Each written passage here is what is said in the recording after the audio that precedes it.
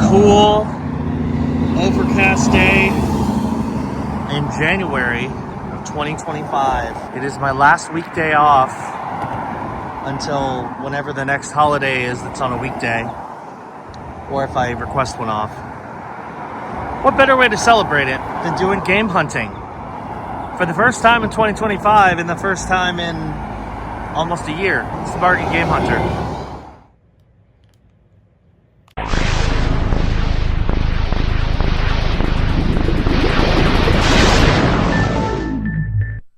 It's time to wrap up this crazy day of game hunting with the trade-in trip to GameStop.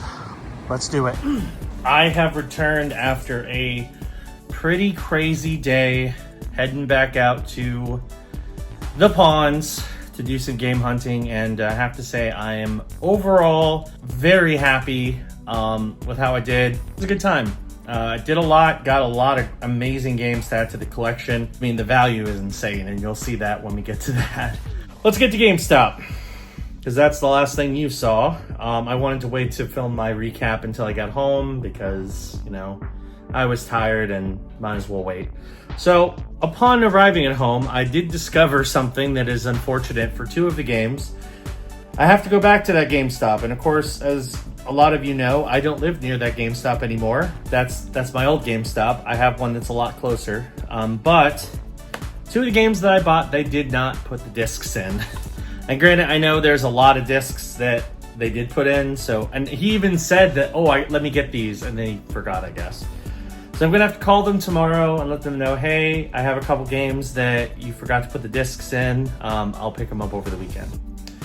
But I can at least show you what I got. So we're gonna start off with the new game, because if you don't know, GameStop has a deal where if you trade in games and you purchase a new game, doesn't matter what game. Originally it was like certain games where you got a bonus, but now it's any new quote unquote game. So the strategy is either pick up something you've been planning on picking up anyway, or go for the cheapest option. So I went through the shelves and I found a game that looks cool, and I'm actually pretty excited to get it, but it was also cheap, so that helps. We have Arc Runner on the PS5. This was one of the games where they forgot the disc, so I'm gonna have to go back and get it. But it's like a cyberpunk roguelike. It looks cool. Figured it was worth a snag on the PS5. Before we go into more on the GameStop games, I did want to mention, so I showed you all the games I picked up throughout throughout my day at the various pawn shops. And so I've kind of adjusted how I calculate the values. So essentially what I did is the trade-in value doesn't matter. So I'm not counting that in the final totals that you see at the end of the video. Although it does matter because that's where I made a lot of my profit. Instead, I'm essentially just including the games that I purchased from GameStop with that credit, which still pushed me way over the top. I think I did pretty well, and you'll see what I mean. So, in fact, of the games that I traded into GameStop, I paid $108 total for all of them. And I got $222.30. So over double what I paid, I got back in trading credit. And I essentially went through the store because I knew I got a ton of trading credit. So I essentially just went through the store and picked out any game that looked interesting to me. And another cool thing about my old GameStop is they have a dedicated retro shelf now. Before, you used to have to go ask behind the counter and they would pull them out. The GameStop I go to now regularly, that's how you have to do it, because apparently they're supposed to ship them out to dedicated retro stores, but a lot of the GameStops are kind of rebelling to that policy, and I agree, it's stupid. If you're gonna take retro games, just keep them at the stores that they're traded into. Like, you shouldn't have dedicated retro stores. Any store should have retro games. Just saying. But regardless, back to Arc Runner. This is the first game I picked up with trading credit, and it is worth $30 in new condition, because this is GameStop new. There's no sale. The other PS5 game, which is the other one that they forgot to include, is one I've never heard of, but looks interesting. Gloomhaven Mercenaries Edition on the PS5. It looks like a dungeon crawler. It's got a bunch of stuff in it. It's like a tactical RPG. Sounds cool. Figured I'd give it a shot. I was going to, any game that looked interesting or that I didn't already have or that I wanted a specific version of it, I just threw on the pile, and you'll see some good stuff there. But yeah, gotta go pick up the actual disc for this, but paid credit, and this one is worth 23. So now, yes, I know, like some of these, the credit value is, or the how much it was originally paid in credit is more than what I actually got out of it. But again, I paid in credit. It was basically fun bucks, and I only paid $108 to get it. So, I still did incredibly well. Let's get to the good stuff. Now, this game was actually a mistake, kind of. I bought this game online on GameStop's website, and I forgot that I got this one. What I ended up doing, because I forgot I got this one already, is the copy I bought in store actually had the case. The copy I bought online did not. So I checked both discs, found which disc was better, put it in the case, and I'm returning the other one. Win for me. We have Command & Conquer 3, Kane's Wrath on the Xbox 360. It's a standalone spin-off to Command & Conquer 3. On the PC it was an expansion pack, but on Xbox it was separate. No manual, but the disc is in pretty good shape.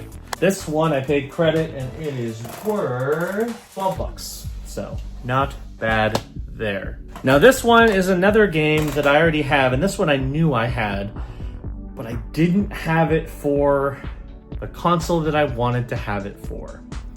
Now I do. We had Darksiders 2, no! The definitive edition on the Xbox One. I have all of the other Darksiders. I keep saying Darkstalkers. No! I have all of the other Darksiders games on Xbox. The only one I didn't have on Xbox was 2. I had that on PS4. So when I saw this for a good price, I'm like, let's just get it and I'll trade in the PS4 copies. And then they're all on the same platform. So, credit for this one, it is worth 12 bucks.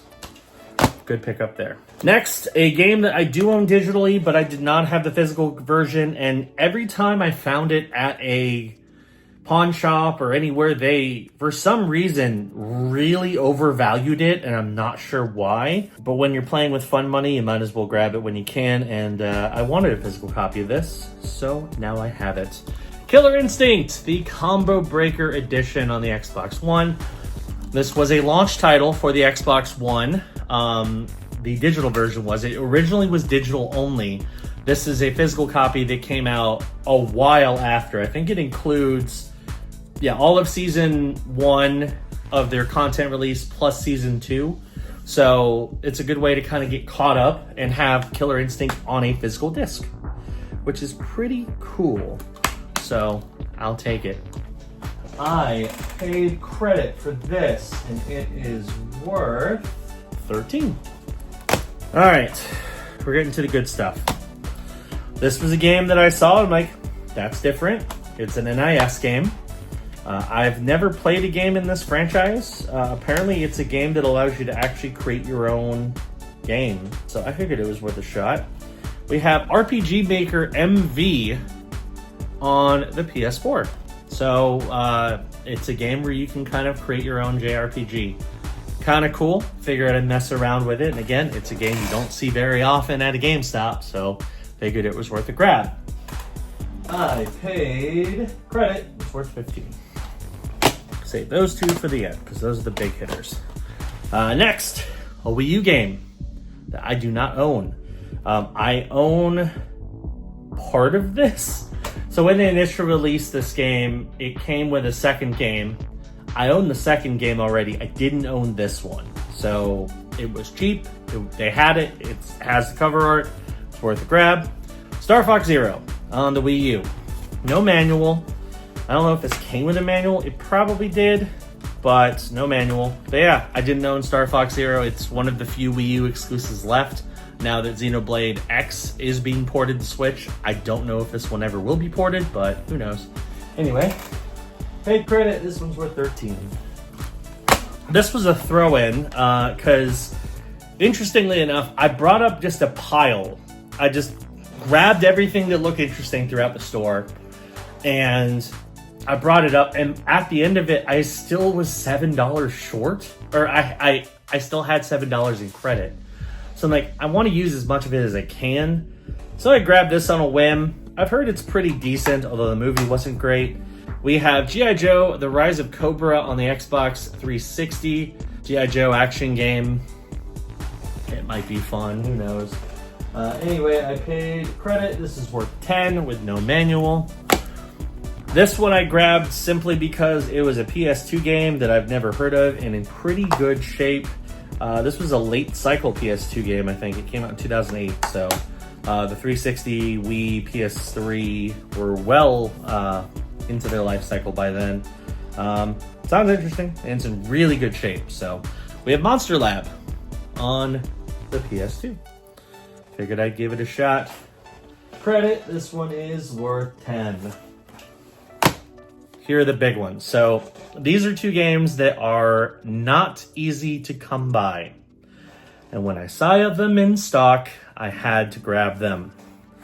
First one, I have the second one. I technically have this game on the Wii U. I don't have it on the Switch, and the Switch version is not easy to find. Well, now I have it. Hyrule Warriors, the definitive edition on the Switch. It includes all the DLC from the 3DS and the Wii U, all on the cartridge. Didn't have a huge print run, but now I have both Hyrule Warrior games on the Switch. Paid credit, this one is worth $44.50. So pretty darn good there. Lots of value. And then the king of all games. And again, this was one where I saw it in the store and I'm like, yeah, I kind of have to. The disc is a little worrying. It's got some scratches on it. I'm gonna have to test it. I'm probably gonna test it tomorrow because I have to go back to GameStop anyway to return those other games. So hopefully I don't have to return this, but if I do, I have to. But if I don't, I'm pretty excited to own this game. X-Men Origins Wolverine Unchained on the Xbox 360. This is the M-rated action game starring Hugh Jackman's Wolverine that was made for the bad movie where the game was far better than the movie. This game has skyrocketed in value, especially after Deadpool and Wolverine came out. It's funny because both Deadpool the game shot up in value and then the Wolverine game shot up in value. Makes sense. Paid credit for this. It is worth $60. Now, keep in mind, if you notice the price tag on this one, that's not what I paid because GameStop for pre-owned games gives you a 5% off if you are a pro member. So I did not pay that price in credit. I paid less than that because I got that extra bonus. So that was pretty nice. So yeah, that was everything I got from GameStop. And that is it, ladies and gentlemen. Quite a haul, some pretty fantastic pickups from all over the place, from various pawn shops, GameStop, you name it, we did it. It was a very successful trip back to the pawn shops. I was a little concerned because, I mean, you have to remember, I haven't gone to the pawn shops since March of 2024.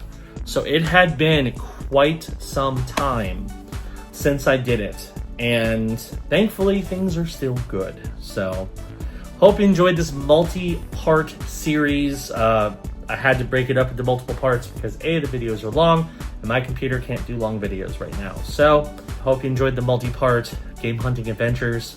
And that's going to do it for this episode of the Bargain Game Hunter. Thank you for watching. Hit the subscribe button. Click that notification bell. That way you know when new videos drop. And we will see you next time on another episode of the Bargain Game Hunter. Bye-bye.